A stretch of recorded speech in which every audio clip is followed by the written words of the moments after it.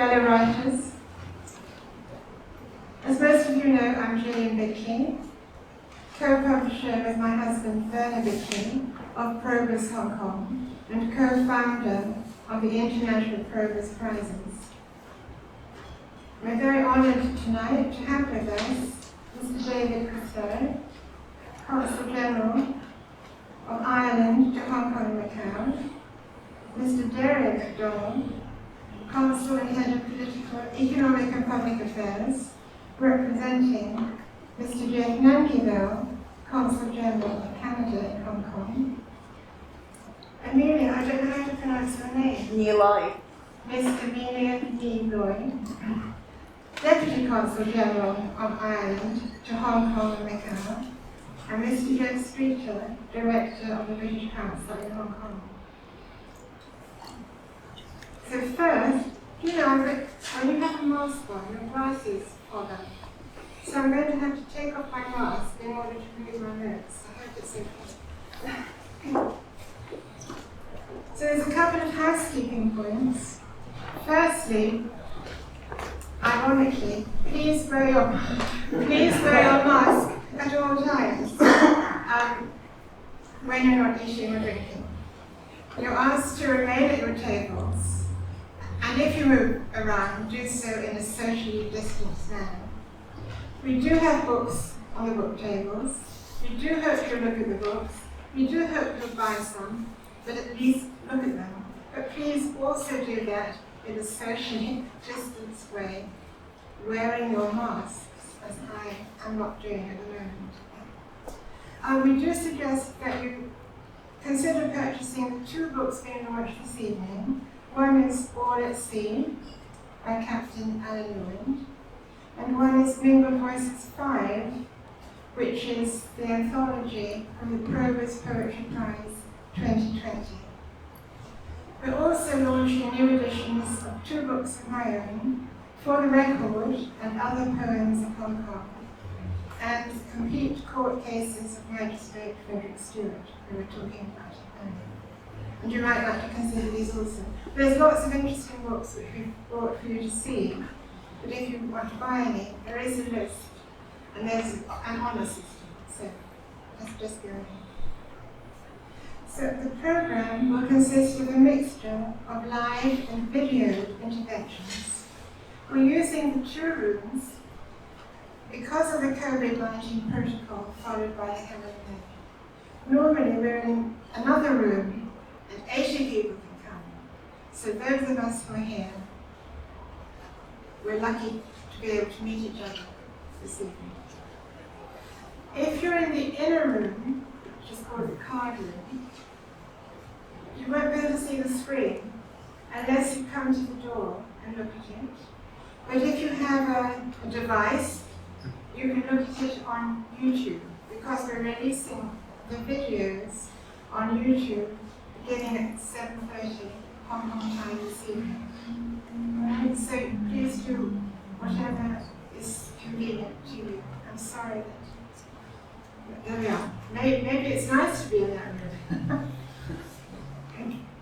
As mentioned, we have fresh canapé and you can order drinks once we finish. So everybody is going to be very professional and slick. When it's their time to come up, they're going to come up quickly so that we can get to the drinks at the end of the program. About photographs, I'm very grateful to Felix Wong, who is silently and efficiently standing there, who is our official videographer and photographer this evening. And can you all agree, or are you all happy to agree, that if you're captured on video or photograph by Felix, that we can put it on our YouTube channel, website, newsletter, any space that belongs to us. If anybody is caught at an unfortunate moment and they don't look their best, you won't use that photograph. You'll be sensitive to that. Could you say yes if you're happy? Yes. Yes. Louder? Yes. Thank you very much. Well, just a little about Proverse books, because some of you haven't been before. Our books come to us in two ways, either as publishing proposals direct to Proverse Hong Kong or as entries for the Proverse Prize. They can have local or international subject matter. The writers may live in Hong Kong or anywhere in the world. They're available anywhere in the world from our distributors, the Chinese University of Hong Kong Press, by order from UK bookshops, and through Amazon and other online retailers. Mainly, our books have been written in English, including by non-native speakers of English, but we also publish books translated into English. And recently, with the help of Louisa Turner, we've published books translated from English into Italian. So thank you very much, Louisa. With the introduction in 2016 of the Proverse Poetry Prize for single poems, we now also publish an annual anthology of poems by many poets living in many countries. The two Proverse Prizes are international prizes administered from Hong Kong and open to anyone in the world, as long as they're at least 18 at the date they sign the entry form. Entries are anonymous, and the playing field is entirely level. For this year, entries will be received on the 7th of May, and the closing date is on the 30th of June. Tell your friends, get writing yourselves. We'd like to hear from you. Your experiences, we'd like to hear what you'd like to say. I now have pleasure to introduce Mr. Peter Sidorko.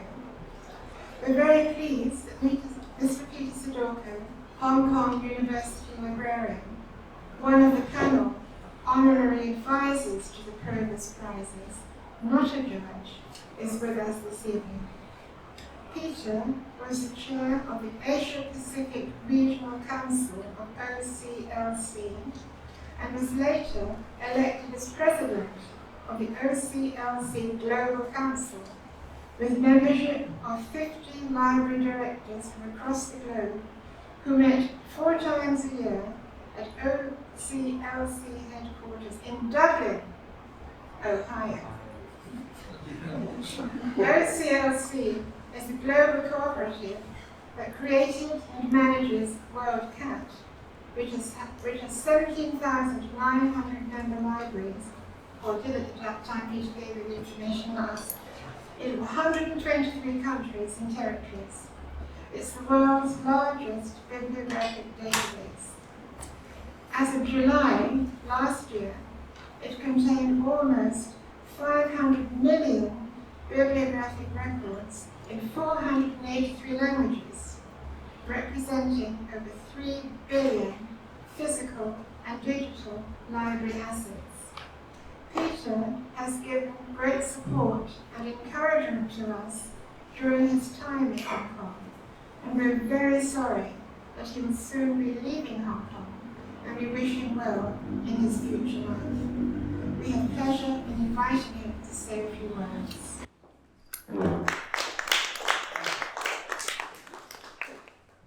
Thank you, Gillian. I'll just write this briefly.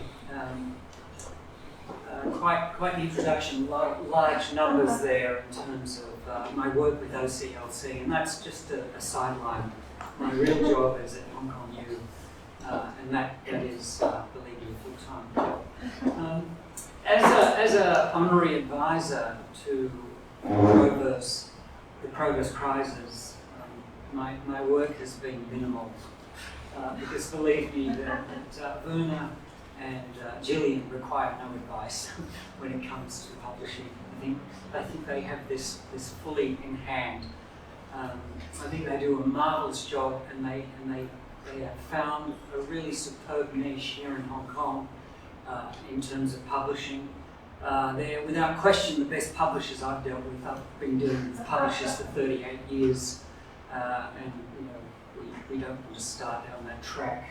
But it's been a great pleasure to work with Gillian and Verner, and it's never been like work at all to be associated with them. So for 20 years, I've been in Hong Kong and at the library for 20 years, and pretty much most of those 20 years we've had a relationship. Proverse have come to our library. We run regular book talks, depending whether there's a pandemic or not. Typically we do about 10 a year, but pandemic time we do maybe 4 or 5 or 6, and oftentimes via Zoom. I think our next one, and the last that I will witness, is in June 5. That's all at sea. All at sea. So we're looking forward to that. If you haven't been to any of our book talks, all of them are now online through our website. If you just type in HKUL book talk, you will find the full set that go back to 2002 when we started doing it. And the cream of the crop there is certainly the talks that have been given by Proverse authors, without question, with special attention, of course, to those delivered by Gillian and Mona. So we were told to be quick and out of here so that the drinks can happen, so I'll leave you with that. And again, I want to say it's been a pleasure being associated with Proverse.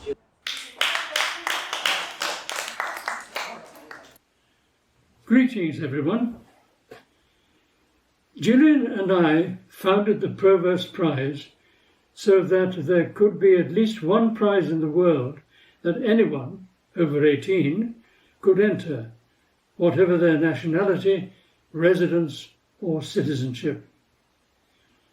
Proverse Prize winners receive careful preparation for publication, international publication and distribution, as well as a cash prize awarded at the time a winning book is published. There may also be a number of supplementary prizes, as decided each year on the basis of the quality of the submissions. These may be chosen from the finalists or semi-finalists, or from the entries as a whole, as recommended by the judges from year to year. To date, we have published excellent entries received from around the world, and in various genres: novels, poetry collections, short story collections, memoirs, and biographies. Non-fiction works based on serious research, as well as works of mixed genre. Entries in 2020 were again of a high standard, and again received from around the world. There are 4 finalists. One lives in Australia. Unusually, 3 are Hong Kong residents, all from different places of origin: Hong Kong itself, Italy, and Australia. All 4 have recorded a brief introduction to their work, which we will listen to now. Hi everyone, my name is Liam Blackford. I'm an Australian poet living and working in Hong Kong. I have written poetry for many years, and in the last few years I wrote a poetry collection called A Gateway Has Opened, and very happily the collection has been selected as a finalist in the Proverse Prize 2020, and I'm very grateful for that. This collection is my first collection, though like I said I've written poems for many years. The collection has 36 poems. Each of the poems has 6 stanzas. Each stanza has 6 lines, and each line has 6 syllables. This is a very strict form, but it's a form which is very important to me because I think you can do a lot poetically with that form. I think it's very harmonious, and it allows a lot of patterns within the poems and across the poems. And I find that very beautiful and interesting. I think it makes for interesting poems. Some of the themes of the poems are danger and disaster, complexity, information, and the future, and anxiety about the future. And some of the poems are intended to calm the mind in a calming manner, but other poems are meant to stimulate the mind or disturb the mind a little bit. So thank you very much again for being selected as a finalist. I hope you get a chance to read the poems, and if you do, I hope you like them. Yeah, thank you very much.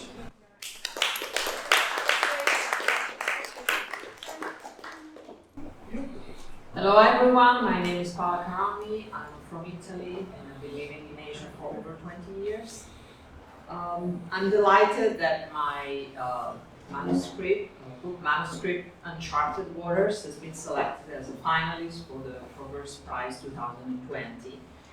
So to tell you more about this book is Uncharted Waters embodies both physical places and literary tropes. Uncharted Waters what separate me from my motherland and at the same time keep apart continents, people, sights, sounds, all encountered during my travels. So the book is about Hong Kong, about my travels, about Italy, but at the same time is also going through an expression of events, situation, and the personal reflections. So not only about the places. But the title of my book manuscript also refers to the acquisition, the use, and the process of writing in a foreign language, English. It's a language I feel quite confident to use, but that at the same time, even if familiar, these waters pose continuous challenges and require a constant process of discovery that reveals unknown depths. I'd like to thank Proverse, Hong Kong, Gillian and Verner for this incredible opportunity. I also believe they are really doing something amazing here in Hong Kong, where the main language is Cantonese, so for English writers, there may not be many chances to try to have their books published and taken into consideration. So I think it's good to have a chance to do that. And also I'm thankful to my family in Italy and in Hong Kong and all my friends, and thank you to everyone. Thanks.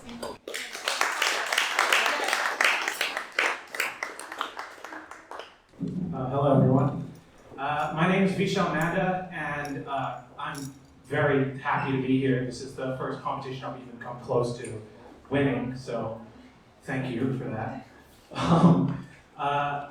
I'm very grateful for this opportunity to have a platform that any Hong Kong poet that writes in English might be published on. It's very, very rare in Hong Kong, so especially in the times we live in now, the fact that poetry has some sort of outlet through Proverse is just fantastic. So thank you for that, Gillian and Verner. My name is Vishal Nanda, as I said, and I was actually born in Hong Kong, but I'm not local Cantonese, but grew up as a third culture kid, going to international schools and living, frankly, rather privileged lifestyle compared to a lot of people who are here. And I had the temerity to write a collection of poetry mostly about that. It's called Please Stand Back from the Platform Door, and which may sound familiar to some people. And it's about identity in Hong Kong, growing up as part of a minority, but at the same time as someone who is both a local and not a local at the same time, and hopefully being respectful of that filter as well, because there are a lot of experiences that I don't actually have in Hong Kong. Usually I write spoken word poetry. It's a little bit comedic, it's a little bit silly, but this is my first collection that has most of the poems about the place that I grew up in, the place that I love, and that come from a place that's quite special for me. So I'm very happy that there's a possibility of any kind that could be published. I actually know Paola and Liam from Peel Street Poetry, where we all perform out loud ourselves, and I feel like I'm in esteemed company. I'm very happy that they're finalists as well, and I've heard both of their works and they're wonderful. So it's a great honor to all get to be in the same room and all get to be finalists in this regard. So anyway, I hope you all get to see my poems in one form or another, and thank you once again for the opportunity to get my poetry out there in any kind.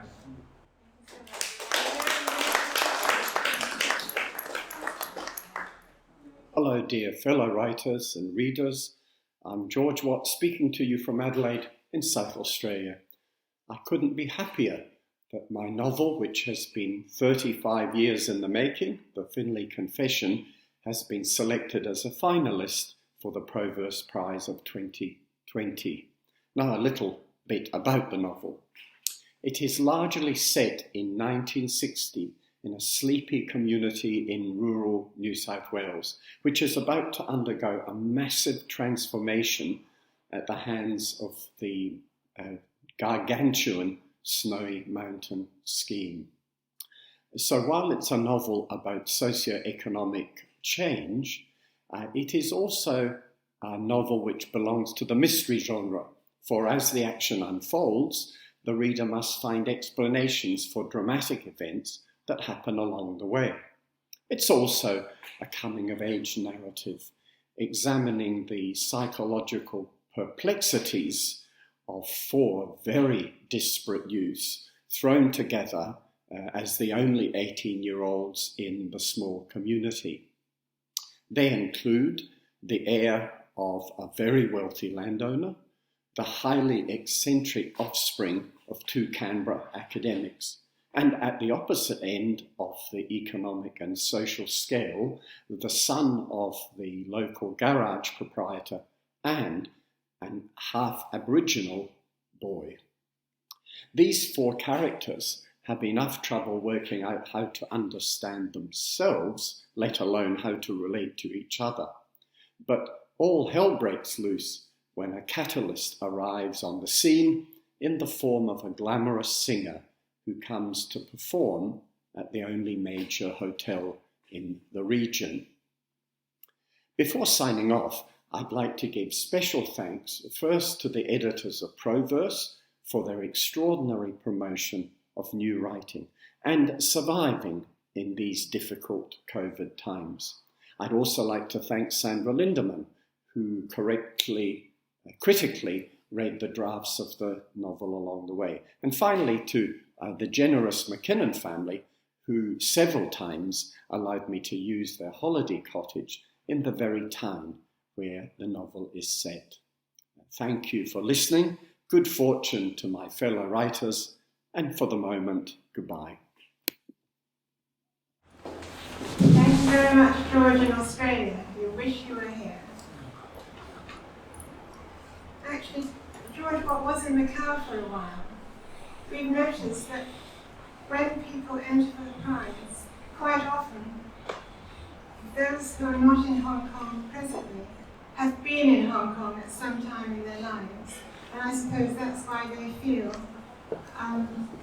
some confidence in engaging with a small publisher. Verner doesn't like me to say that. He must be saying large. A large publisher. So that was great. Thank you all four of you very much, and congratulations.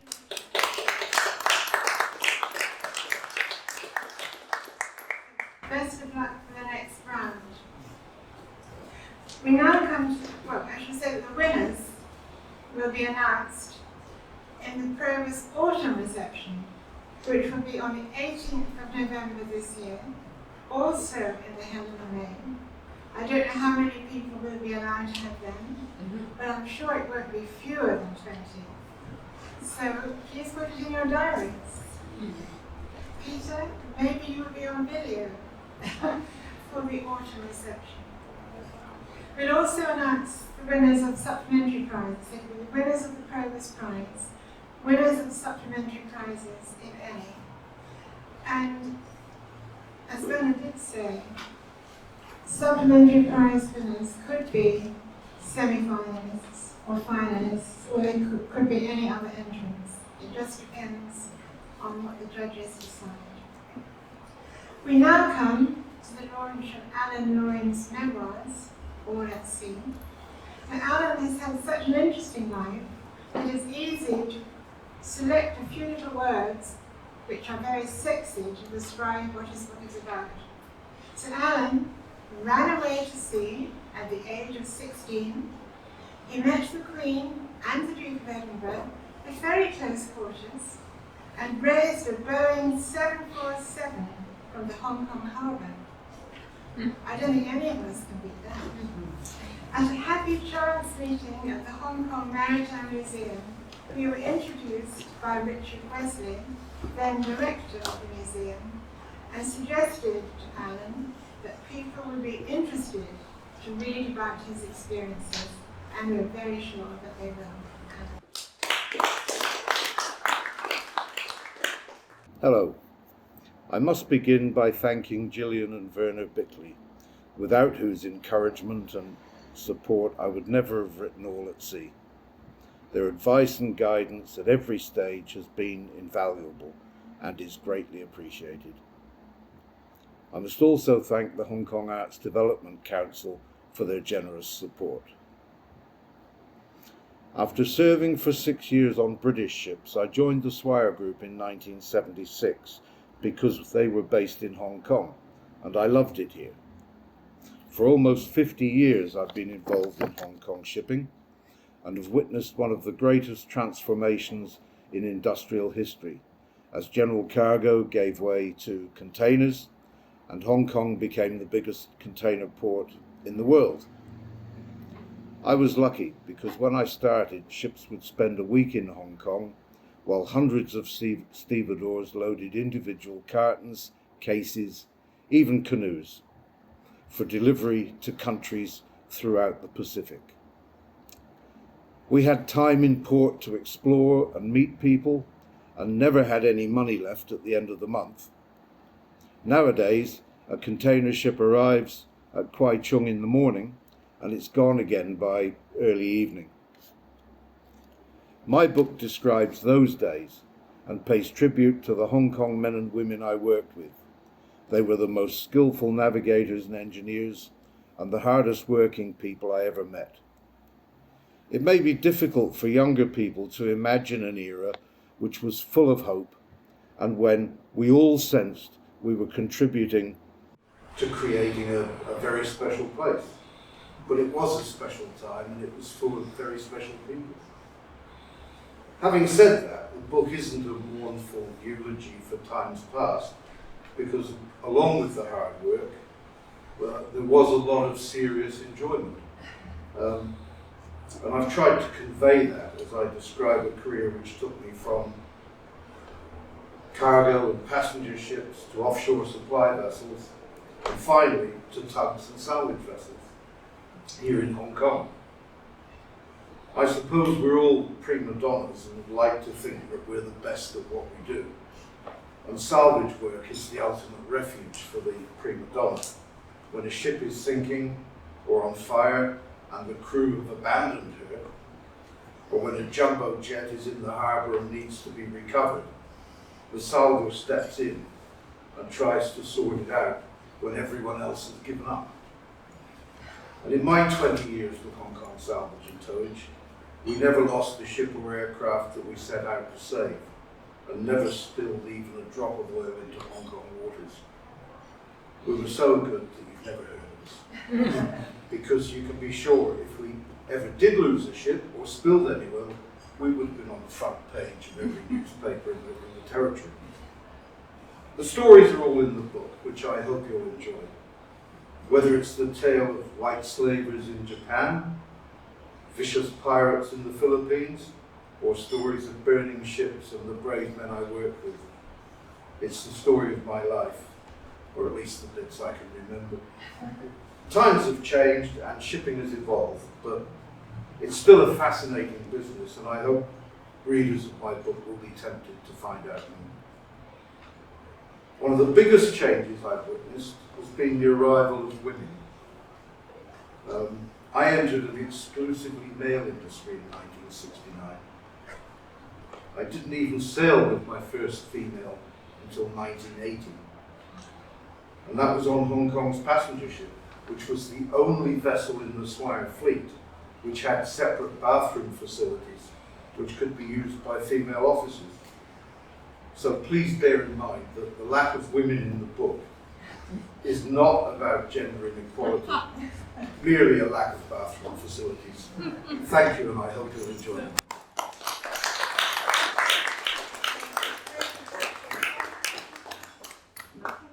So now I'm switching hats from publisher to author to introduce briefly 2 books of my own, which we're also launching at this event. The title poem of my poetry collection, For the Record, is a word that I've only recently learned, an ekphrastic poem.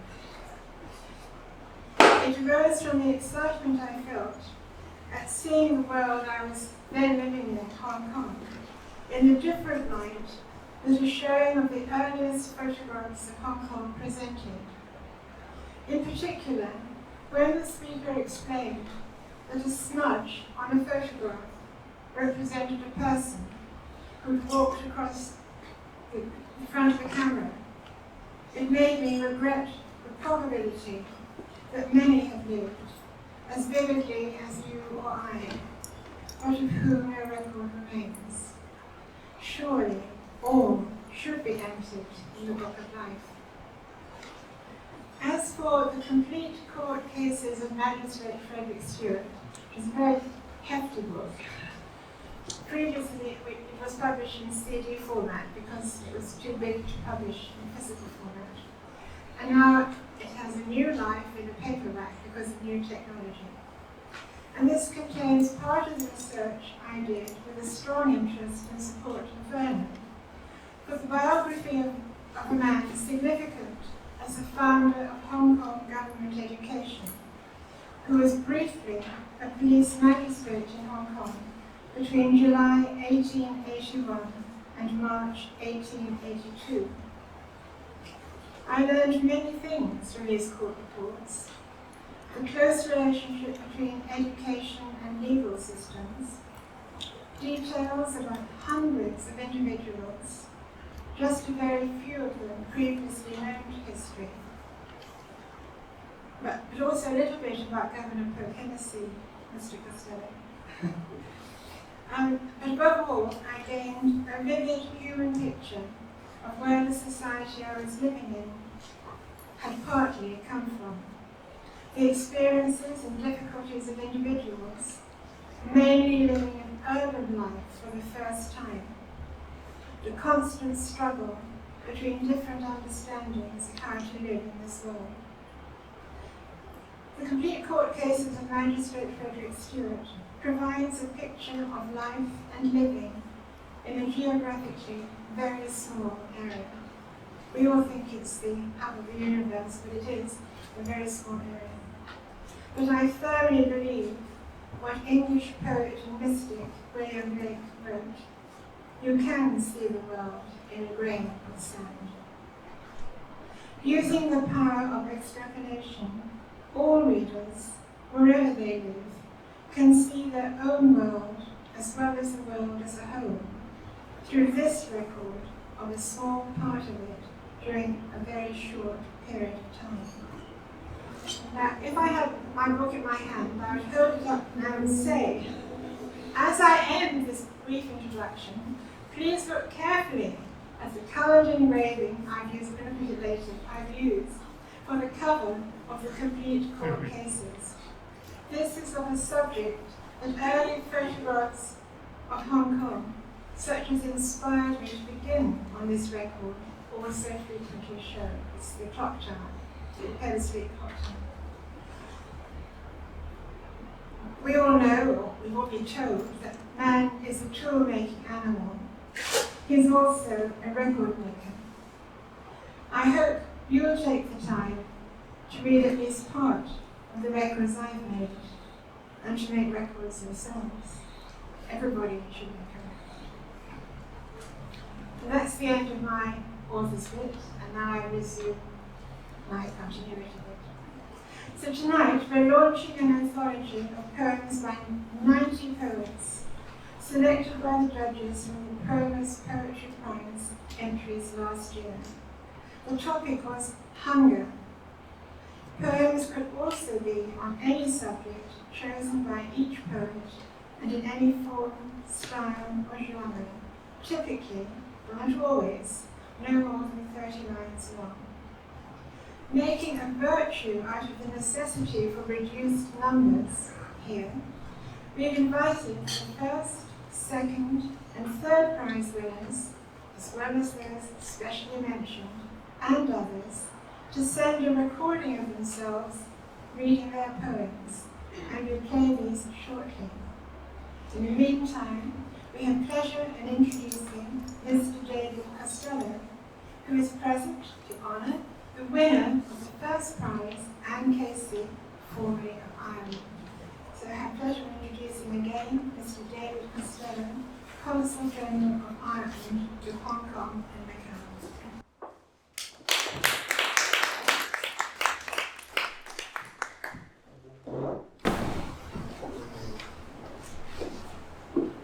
Gillian, Verner, thank you again for the invitation. To my kind of distinguished colleagues here as well, Jeff and Derry, other distinguished guests, especially the writers that have been honoured here tonight, Lean, Paola, and Vishal.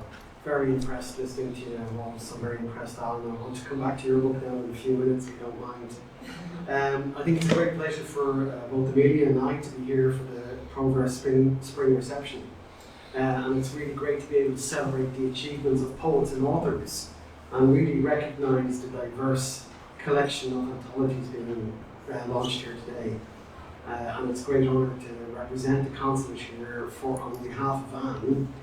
It's always great to see Irish people succeed.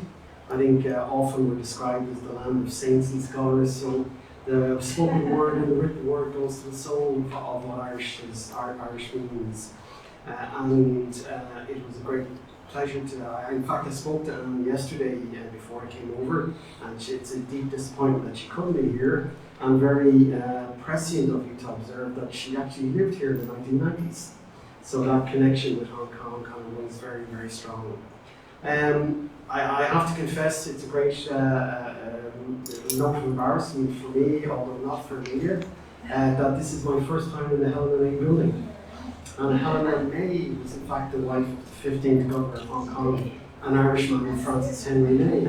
And indeed 9 of the first 15 governors were Irish men. Sadly not women, but as was the tradition of the day, people like Helena May, the spouses of governors, used their position to really do some great work. And her work here, delighted to see the legacy of it here. In fact, her maiden name is Barker. Her father was George Digby Barker, and Barker Road, and the peak is named after him. And I think, Anne, you said, make records ourselves. And indeed, the Irish story here has been phenomenal. When I arrived and I saw the street names, all Irish people, Pottinger, MacDonald, Robinson, Kennedy. Everybody thinks Kennedy Town is John F. Kennedy. It's not. It's a man from County Down in Northern Ireland. Arthur Kennedy was his name. And so the names just carry on. Like 5 of the 20 Chief Justices pre-1997 were Irishmen as well, and made a massive contribution to the foundation of common law here in Hong Kong. So the story is immense, and so immense that we've been moved to write the book on the Irish in Hong Kong, which we thought would be a nice slim volume of maybe 20, 30 pages, but is now turning into a 2-volume book, which is running to about 180,000 words. So I think we could collectively employ you as editors to shrink it back. It would be very, very helpful. And that's why I was kind of taken by Alan's book in particular, as well as the Frederick Stewart stuff, because the Irish story in Mariner life here is very, very strong. And I look forward to reading the book and see if there's references to the Irish chaplains in the Seafarers Association. So it's just amazing to see all these names happening around us. I am struck that Anne can't be here. I'm very, very conscious that the pandemic has had a monumental impact around the world, and in many ways we are in one of the lucky places in the world. Ireland is on its 18th week of total lockdown since before Christmas, and many parts of Europe are in the same situation. And so I think Anne was expressing how fortunate she is at having a relative normal life, and that the pain of not being able to travel to Hong Kong was small by comparison to what her family and friends in Ireland are enjoying.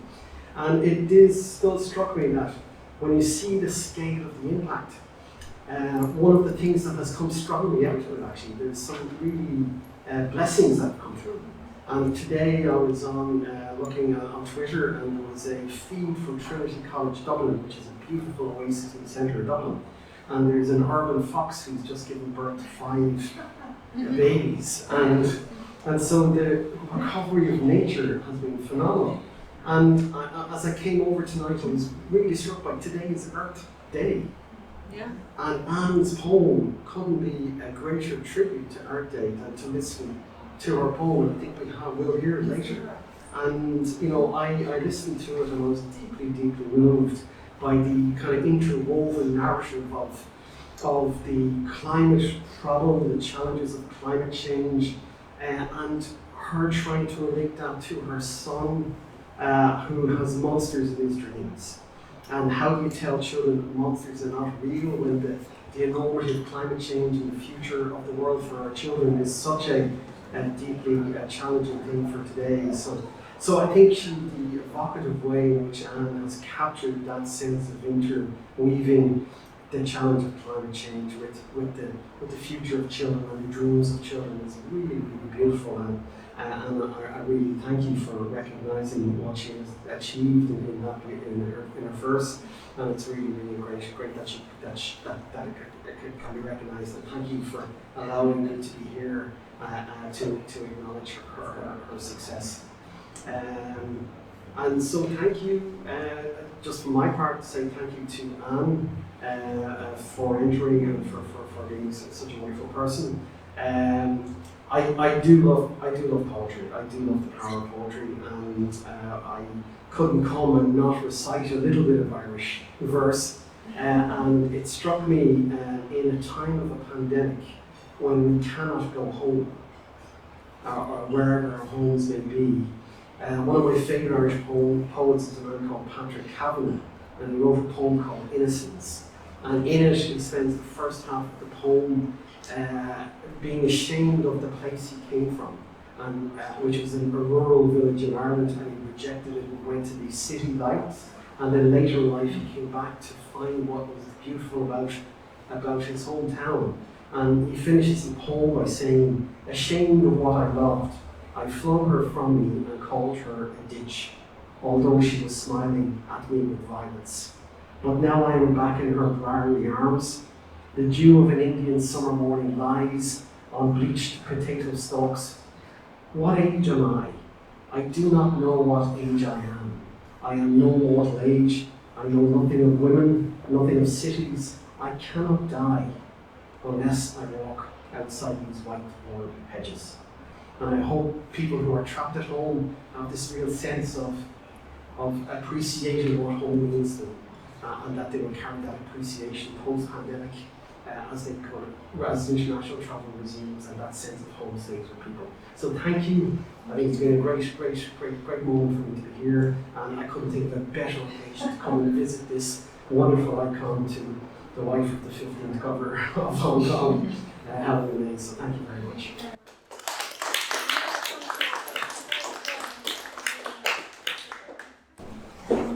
Thank you very much indeed for a very interesting talk. That was a poem. Do you write poems as well? I do. Well, we look forward to actually we're into next. You may enter our book list. Indeed. Thank you very much indeed. Thank you. So we're very pleased that Mr. James Streeter, Director of the British Council in Hong Kong, is with us. He kindly wrote the preface to Mingled Voices 5, and so he was the ideal person to ask to introduce the anthology this evening. So Jeff, if you'd like to come, thank you very much.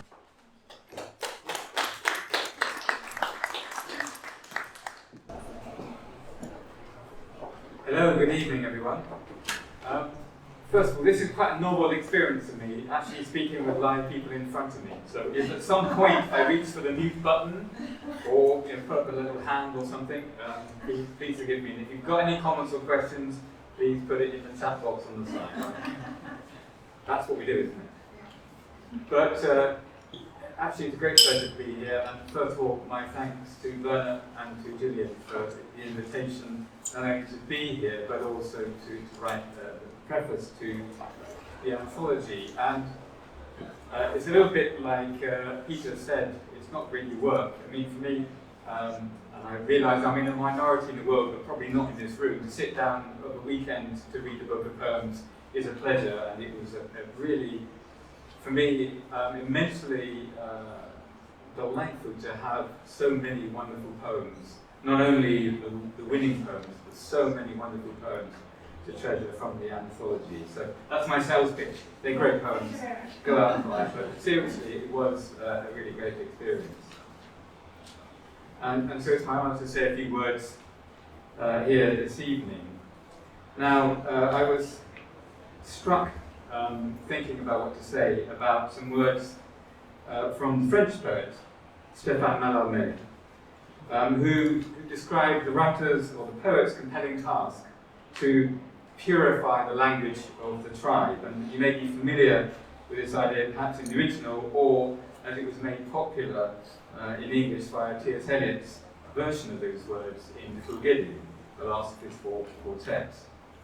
Now, I came across those words in that book as a teenager, and I've been very impressed by that notion. Indeed, poets, some of them here this evening, do somehow almost do magical things with language that, in a way, can conjure up the image of a shaman in primitive society or an alchemist in early modern society. But I don't think that that image is sufficient or indeed altogether true for our age. A poet's relationship with language is necessarily complex, and I think it is not simply about purifying or polishing words for a particular group or tribe. I believe it's about harnessing the power of words, words that we use every day for new purposes, for the transmission of ideas or images that remain mostly just out of sight, glimpsed out of the corner of the mind's eye, as it were, until the poet brings it into clear focus with her heightened use of all the resources of the language.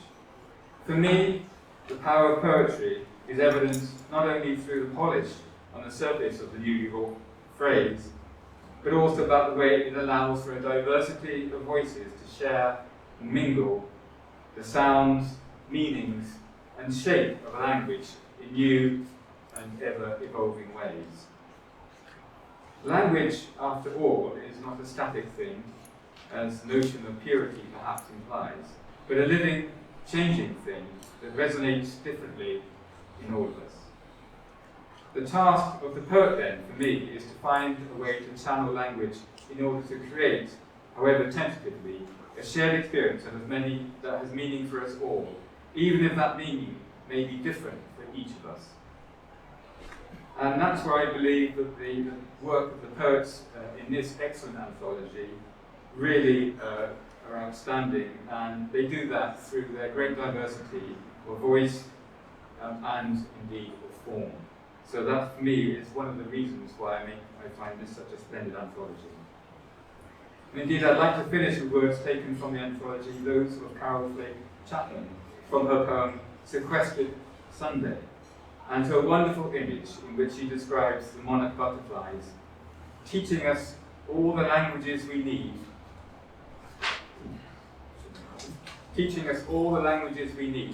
to talk to the earth and to hear each other. I can't think of a more fitting way to pay tribute to the urgency and importance of poetry than those lovely words. Thank you very much.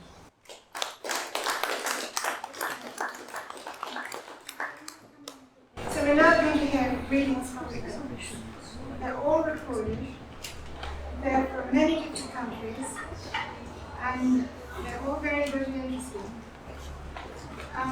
Before we hear them, we would like to express our thanks to Hong Kong Arts Development Council for their support for the Proverse Poetry Prize 2020, not, as we so frequently hear, 2020. And Verner always corrects it when we hear it on television. Verner says 2020. So the Proverse Poetry Prize 2020. And also they supported the function this evening. So we're really very, very grateful to Hong Kong Arts Development Council for their support. Now the readings are in two parts. First, those awarded first, second and third places, as well as those specially mentioned by the judges. Then, a small group of those who won a place in the anthology. Each part will follow the sequence in which the poems appear in the anthology. So if you've got a copy, you can follow it in the anthology. If you want to rush and get a copy now, you can. The readings will conclude with a very generous message from last year's first prize winner, Maria Elena Blanco. Hello, I am Maria Elena Blanco. Greetings from Chile. On the occasion of the Proverse Spring Reception 2021 and the launching of the Mingled Voices 5 anthology, I would first of all like to convey my renewed gratitude to Dr. Verner Bickley and Dr. Gillian Bickley of Proverse Hong Kong for the marvelous and important work they do for the promotion of literature, in particular poetry, and for the sake of independent culture and cultural exchange in general, both through the organization of the Proverse International Poetry Prizes and Proverse Publishing, which bring to light the work of many international writers who might otherwise remain unpublished or little known on a wider geographical scope. I also would like to congratulate all the winners and finalists of the latest International Poetry Prizes, both in its single poem and full-length book editions. Having been in the past the recipient of first, second, and third places in the single poem contest, I can attest to the joy that recognition has brought to me, and I am sure brings to each and every winner. I therefore wish to encourage all Proverse friends and followers, present and potential, to actively participate in these exciting poetry contests and literary endeavors offered by the Proverse Prizes and Proverse Publishing. As writers or as readers, or both, you will enjoy and profit from the professionalism, generosity, and warmth of the Proverse team, aptly directed by Gillian and Verner, whose experience as writers, editors, and publishers guarantee that your work will be treated with utmost conscientiousness, love, and care. Poetry is a special state. I like to think that it is what is left unscathed, uncontaminated, and free in this troubled world of ours. I invite all those who have felt the call of poetry to heed that call and delve into its wonderful universe as readers or incipient writers, and I urge full-fledged poets to continue to enrich the world poetic legacy in any and all languages, as beautifully demonstrated by the Proverse Mingled Voices anthologies. Thank you very much, and have a wonderful spring reception. So, I'd like to thank Maria Elena Blanco for her very kind words, and Verner and I are going to do our best to live up to them. I think you'll have heard that most of the poets did not write on the set topic. People wrote on what they liked to write on themselves, but nevertheless some found the set topic, hunger, provocative and useful. You've heard a range of topics, forms, moods, styles, and tones in the poems you've just heard, and this is typical of the anthology as a whole. All the poems in Mingled Voices 5, as well as the 4 previous books in the series, are very interesting and enjoyable to read. I hope you all get a copy. Please give your feedback to the poets, to us, and write and read yourselves. I think we'll all agree that it's been a privilege to hear from so many thoughtful people from around the world, in Hong Kong and elsewhere. So I'd like us all to give congratulations and thanks to everybody.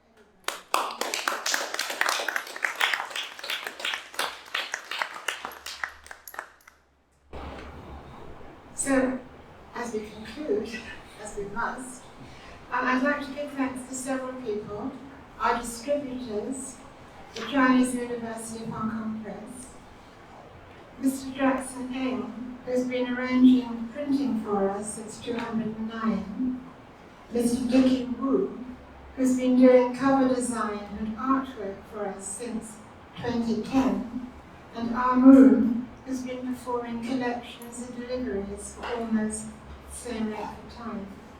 I also thank the Helena May and the Helena May staff for their always willing and efficient help, even though we haven't eaten these sandwiches in particularly difficult circumstances. We have 5 minutes to conceal all the sandwiches and get another drink. I'd like to thank all the speakers. Thank you very much, all of you, for coming. It's been a very nice, slightly longer evening than you might perhaps have expected, but I hope you've enjoyed it. We're very privileged to have you with us. Thank you very much.